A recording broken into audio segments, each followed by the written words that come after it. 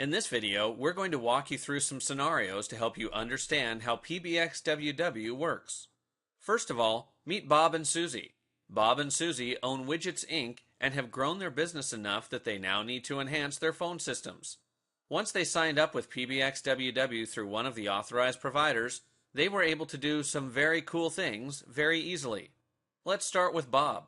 Bob is located in Toronto, but much of his business is coming from Miami, so he decides to purchase a local Miami number. As you can see, Bob can just drag and drop a new phone number box onto the PBXww canvas and then configure it with the local number he previously purchased. Next, Bob will add himself to the canvas since he wants all calls made to the Miami number to come directly to him. He configures his box so that it is a mobile connection, enters his mobile number, and then gives the connection a unique identifier.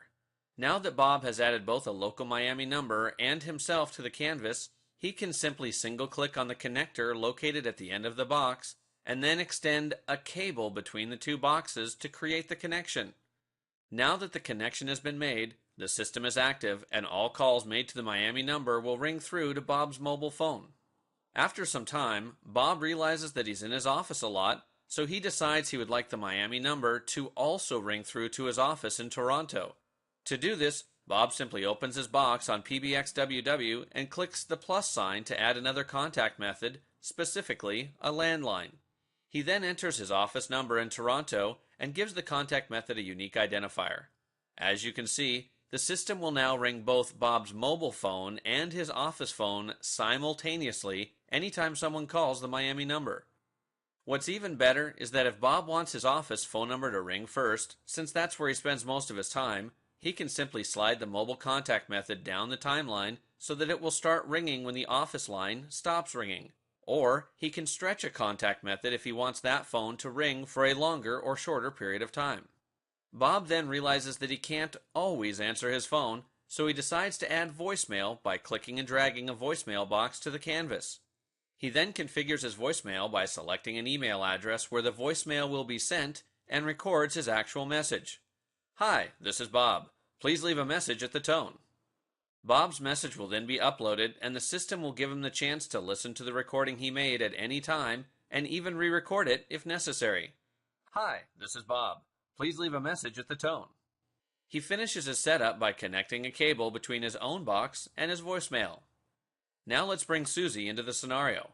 Both Bob and Susie believe it's best to have a real person answer the phone, so they decide to add Susie onto the canvas and place her between Bob's box and Bob's voicemail. Once her information is entered and the cables are attached, any calls made to the Miami number that Bob doesn't answer will automatically go to Susie. The call will only go to Bob's voicemail if both Bob and Susie are unable to answer. As business at Widgets Inc. continues to grow, Bob and Susie decide to add a voice menu so that callers can choose whom they want to speak with when they call in. To facilitate this, Bob adds a voice menu box to the canvas between the Miami number and his own box. He then configures the box with a unique identifier and records a message that callers will hear. "Thank you for calling Widgets Inc. To speak with Bob, please press 101. To speak with Susie, press 102. With that set up, Bob and Susie decide they really need to add a corporate number. Bob drags the new number to the canvas and configures it with a previously purchased phone number. Next, Bob drags cables from the new corporate number to the voice menu and from the voice menu to both his box and Susie's box. Bob notices that the system automatically assigned him to extension number 1 and Susie to number 2, but that's not what he recorded in the message. Therefore, Bob just clicks on the extension numbers and adjusts them to what they're supposed to be. As time goes by, Bob and Susie can reconfigure their PBXww system any way they want. For instance, if they want their Miami number to bypass their voice menu and go directly to Bob, they can just cut the existing cable from the voice menu and attach it to Bob's box. Or, if they no longer need the Miami number, they can just drag it to the trash can on the canvas to remove it. Using this click and drag method, Bob and Susie can quickly and easily make any changes needed to support their growing business, all thanks to PBXww.